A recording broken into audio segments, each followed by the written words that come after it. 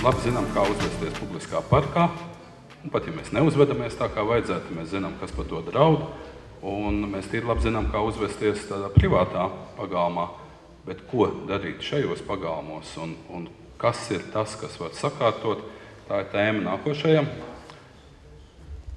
referātam, kas ir publiskās telpas deficīts Rīgas pēcskara daudz dzīvokļu namu mikrorajonos. Un es aicinu Madaru Lauri, kas ir vēl viena Mākslas akadēmijas dizaina nodaļas maģistrs studija, bet pirmā izglītība ir arhitektūra, un varbūt tas ļauj paskatīties strukturētāk uz šo telpu. Lūdzu, Madara. Madara Laura, es gribētu arī teikt to, ka pilns man šodienas referāta teksts ir publicēts Rīgas arhitektu biroja mājaslapā. Es mēģināšu tagad īsumā izstāstīt to pašu, bet, ja ir tā kā interesi, tad es aicinu izlasīt, jo man tiešām tā kā laika trūkuma dēļ būs jārunā ļoti īsi. Un tā pamatēma, par ko es šodien gribu runāt, ir publiskā telpa. Iesākumā es gribētu vienkārši pajautāt auditorijai, cik daudz no jums paši dzīvo mikrorajonos, ja jūs varētu tā pacelt rokas. Diezgan. Un es par sevi varu teikt, ka es arī dzīvoju, un par sevi es varu teikt arī to, ka es piedaru pie, kā šodienas konferencē izrādījās pie tiem jauniem cilvēkiem, tā skaitliskā mazākuma, pie tiem 5%, kas galīgi nav apmierināti ar to vidi, kādu piedāvā mikrorajonis. Es domāju, ka pamats, droši vien tā kā visi domā, ka pamatā tas, kāpēc ļoti daudz cilvēku ir apmierināti, tas ir, varbūt tāpēc, ka viņi nav redzējuši neko citu. Un es kā arhitekte arī domāju par to, kas ir tās lietas, kas man visvairāk tur trūkst, un kas ir tas, es jūtu, ka tā kā baltā ziloņa situācija, ka istabā ir tāds baltais zilonis, par ko neviens nerunā, jo sevišķi ārpus arhitekta vidas ir ļoti izplatīts priekšstats, ka mikrorajons var padarīt labākus, ļoti vienkārši.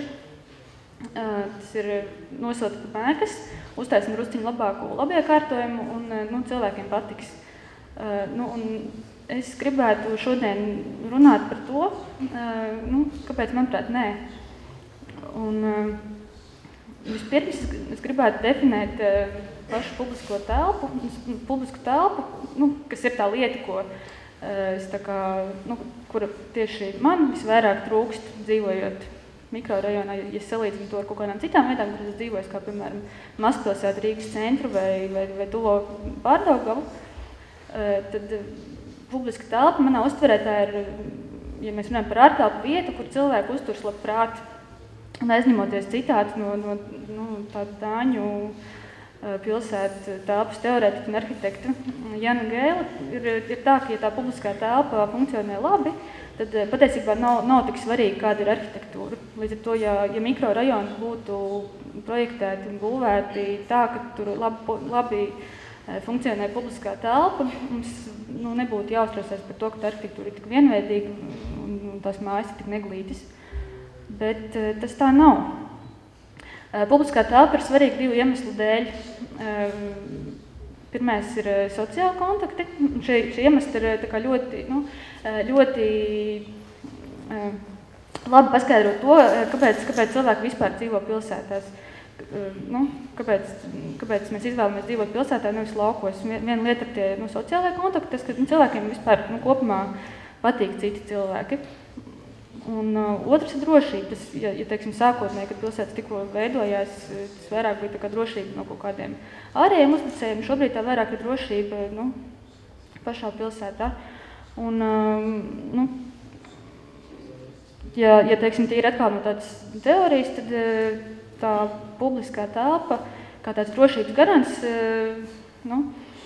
funkcionē tādā veidā, ka kaut kāda nozieguma vai vandālisms nekad nenotiek tādās vietās, kur daudz cilvēki. Tas ir tāds sociāls kontrolas mehānisms, ka vienkārši, ja visi skatās, taču tu nevari kaut kā uzvesties ļoti slikti, pat ja tie cilvēki vienkārši skatās pa logiem, vai viņi vienkārši tur ir.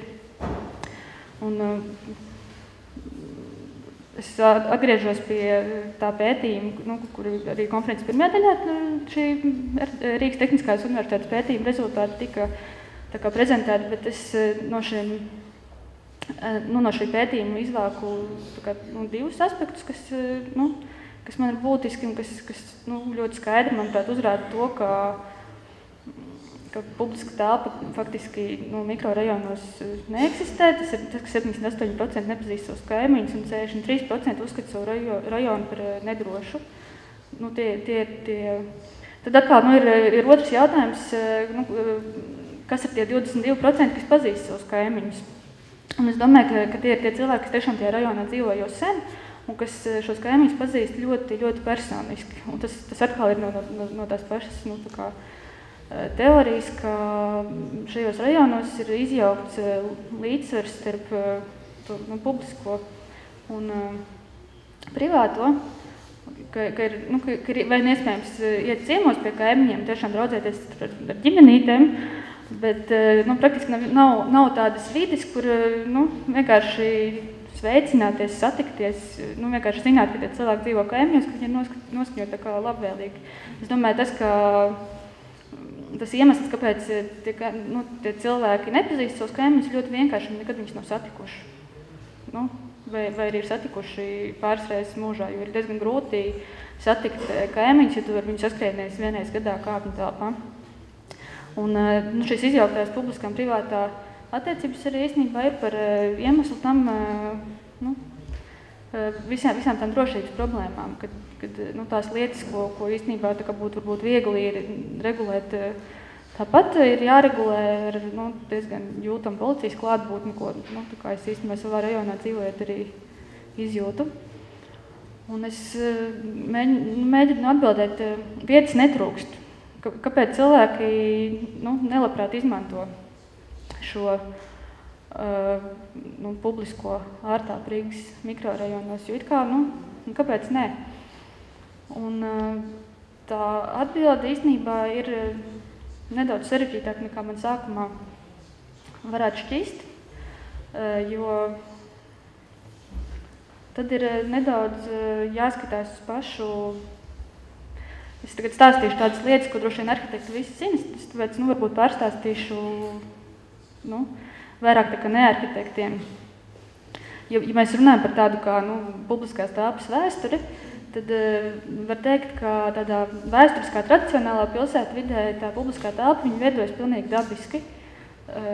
Vienkārši, ja piemēram viduslaikos nevienas pilsētas tā speciāli neplānoja, tad tur tik un tā cilvēkiem visu laiku bija iemesls uzturēties uz ielām, laukumos, un tas lielā mērā ir saistīts ar to, ka gan ar to, ka tur daudzveidīgas funkcijas, ka ir tas ēku tips, kur apakšā ir veikals, augšā dzīvoklis, līdz ar to visu laiku ir kaut kādi cilvēki, kas uz tās ielas atrodas tā kā darba dēļ, kaut kādi cilvēki, kas nāk uz tiem veikaliem.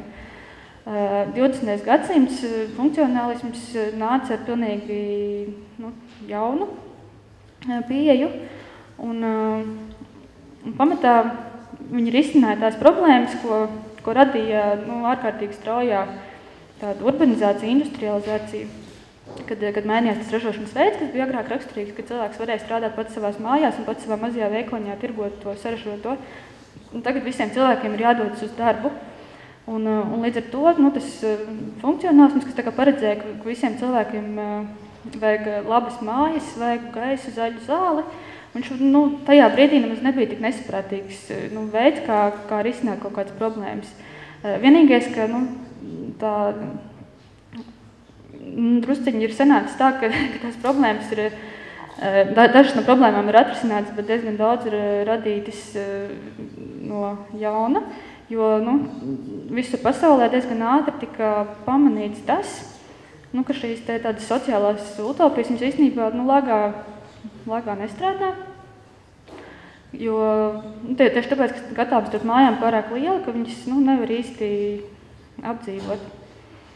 Un tad, Padomju Savienība ļoti labprāt adaptēja tās funkcionālas idejas par pirmām kārtām par to funkciju šķirtību, ka ir noteikti dzīvojamais rajons, bet blakām ir fabrikas, kuru cilvēki dodas strādāt. Jo tā tīri ideoloģiski, bez tiem ekonomiskiem apsvērumiem, ka vienkārši tas diferēt projekts bija daudz ērtāk izvietot tādā brīvajā plānojumā vai kaut kādās lielās grupās, nevis kaut kā tādā tradicionālākā pilsētu plānošanas veidā. Bez tam, tas, manuprāt, ļoti labi arī sasaucās vispār ar to ideoloģiju, ka mikrorajonu iedzīvotājiem viņam viss ir jau priekšā pateikts, kā viņam jādzīvo, ka pat noteikti ceļu viņam jādodas uz transportu, uz darbu, un tur nav nekādas vietas nejaušībai, tur nav nekāda iemesla, kāpēc, lai kāds klīst pa ielām vai kaut kā lieki pulcētos kaut kur. Un tā pirmais rajons Rīgā ir Agenskalna Priedis, viens no pēdējiem pļavnieki, kur es esmu pavadījis pirmos 2 mūžu gadus, no kuriem neko daudz neatceros. Un es kā tādu piemēru, kas no pasaules, tas ir no ASV, Pruita Eko rajons St. Kas parāda to, ka rietumos to funkcionālismu izslimoja krietni ātrāk nekā pie mums, jo šis rajons pastāvēja tikai kaut kādus 15 gadus, jo 57. gadā viņu uzcēla, jo 72. gadā viņu dabūja nojaukt. Vienkārši tāpēc, ka tās sociālās problēmas tur bija samilzušas tik ļoti, ka cilvēki vairs īsti, pašvaldība vairs īsti netika galā, un tāpēc pieņēma lēmumu nojaukt.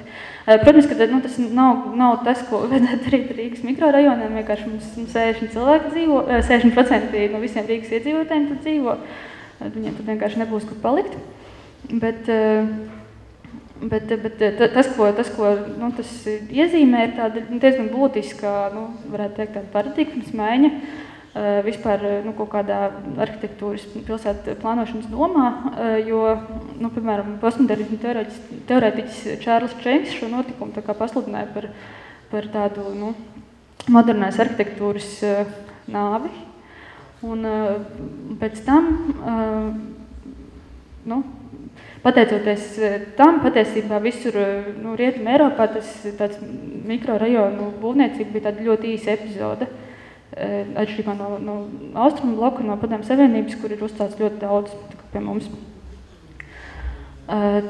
Tas par to lielo mērogu ir tā, ka es uzzināju ļoti interesantu lietu, ka īstenībā jau 60. gados rajona nesamērīgais mērogs tika diezgan kritizēts no arhitekta puses. Jo tas, ka tā rajona kompozīcija ir nolasām tikai no putnu lidojuma, bet no cilvēku acu augstuma galīgi nē. Šinī te slēdā ir redzams tas, kā es salīdzinu vietu, kur es dzīvoju tagad, ar Domu laukumu. Man pagalma platums ir 70 metri. Un tikpat ir Doma laukums, tur Biržas ēka un Doma. Un ir diezgan skaidrs, ka tikai ar labiekārtiem līdzekļiem tur diezgan maz ko var izdarīt, ja mēs visi zinām, cik daudz vasaras kafejnīcas tiek uzkrāmētas katru gadu uz Domu laukumu, lai viņi kaut kā apdzīvotu. Tas ir tas viens no tiem pagalmiem, ko es tā kā rādīju. Ko tur bija iecerēts darīt? Jo pat ja tur būtu kaut kāda vidū, kaut kāda šūpoles, kaut kāda soliņi, ar to gan arī, ar to galīgi nebūtu pietiekami. Un īstenībā arī to jau diezgan agri arhitekti saprata, ka jau 1967. gadā veiktā pētījumā tika konstatēts, ka tikai 37% no visiem cilvēkiem izmanto apstādījumus atpūtē. Un tā situācija nav īpaši būtiski mainījusies arī šobrīd. Un es esmu no tiem 26%, kas pagalma neizmanto vispār. Un es nezinu, kādam būtu jābūt tam labiekārtojumam, lai es tur ietu. Tas atkārt no tā paša data no pētījuma, un tas, kas man liekas diezgan būtiski ir tas, ka 35% izmanto pagalmu tikai autonovietošanai, kas no vienas puses ir ļoti tāds liels rādītājs, no otras puses ir skaidrs, ka tā nav lielākā daļa cilvēku. Tas nozīmē, ka varbūt viņu vajadzības tomēr nav noteicošās. Un pagalmu, to arī iepriekšējos slēdos visi rādījumi tiešām pārpildīti ar mašīnā, bet tāds publiskās telpas viedokļi, tā lielākā problēma ir tieši tā, ka tās autostāvvietas ir tieši priekšā ieejam, jo ieeja ir tāda vienīgā vieta īstenībā pagalmā, kur vispār tie cilvēki ir, kur viņi varētu koncentrēties, un to ieeja noteikti varētu izmantot kaut kā labāk, bet šobrīd tur pilns ar mašīnām. Un tie pagalmi tiešām ir tik lieli, ka tur varētu novietot visas pasaules automašīnas. Piemērs par to, kā ir tad, ja gar ieeju ir gājēji, nav no kaut kādas ļoti sarežģītas tālas skaistas vietas, tā vienkārši ir Salaspils, un vienkārši mašīnas ir tālāk. Varētu domāt, ka iepriekšējā slēdā, ka tā vidas kvalitāte ir tas, ka tā ir mazstāva apbūve, bet īstenībā ne, tas ir atkal attās no mana pagalma, kur var ļoti labi redzēt to, ka ir, ka tā vidē ir tāds mājīguma potenciāls. Ir tikai jādomā, kā to attīstīt. Šeit mēs redzam tādu klasisku 62. sērijas ieejas mēslu. Un vēl viena lieta, par ko būtu jādomā šajā kontekstā, būtu tā kā pašu šo ieejas mēslu sakārtošanu kontekstā ar to, ka ar to pašu ēku renovāciju un siltināšanu viņi būtu jāpadara tā kā piemēroti arī universālu dizaina prasībām. Un te ir tāds neliels piedāvājums, kā to varētu izdarīt. Ja šobrīd lifts, kurš apstājas pusstāvā un tās kopīgās telpas, kas pārāk mazas, diezgan vienkārši to varētu padarīt viņas lielākas. Tas mums iedotu varbūt arī tīri kaut kāda fasādes, iespējas kaut kādai fasādes artikulācijai. Un vēl viena lieta, ko tas varētu iedot, ir iespēja varbūt pieslēgt jaunus apjomus. Šobrīd spēkā esošā apbūves noteikumi neļauj. Pie esošām ēkām pieslēgt jaunus apjomus ir tā, ka tie 20 vai 30 metri starp garam fasādēm, 15 starp galvu fasādēm, bet iespējams, ka mikrorajona būtu īstā vieta, kur to vajadzētu mainīt. Jo tas ļautu, kaut kā prātīgi apbūvējot iekšpagalmus, tas ļautu saskaldīt šos neapdzīvojamos pagalmus, ar kuriem īsti neviens ainava arhitekts, neviens arhitekts nesaprot, ko tiek darīt, vienkārši saskaldīt mazākos. Jautājums, vai ir tik daudz vajadzības pēc tik daudz jaunām ēkām iekšā, bet varbūt vienkārši pagalmu centrā var būt autostāvvieta.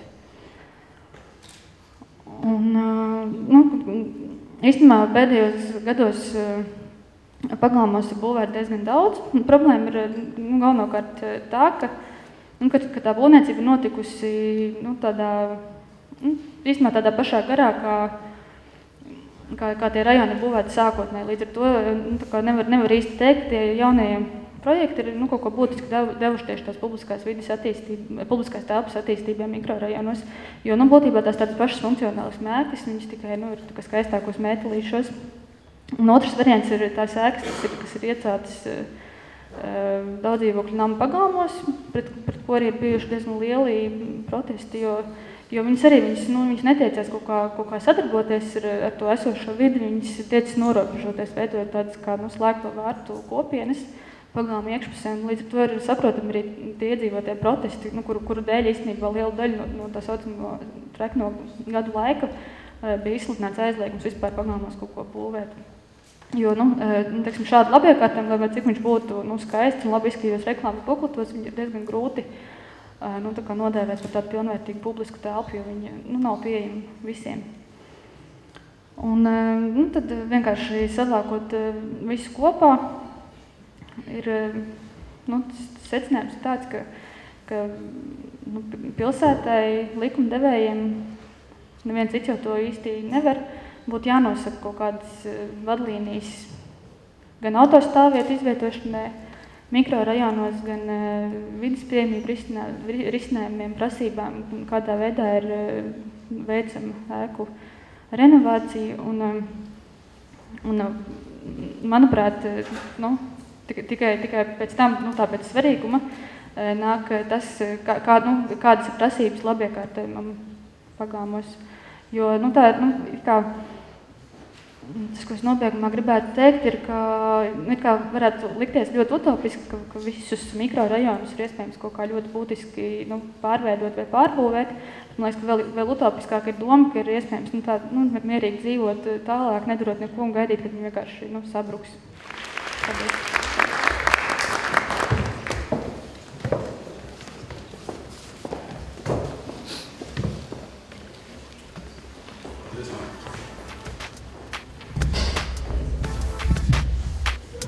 Paldies, Madara!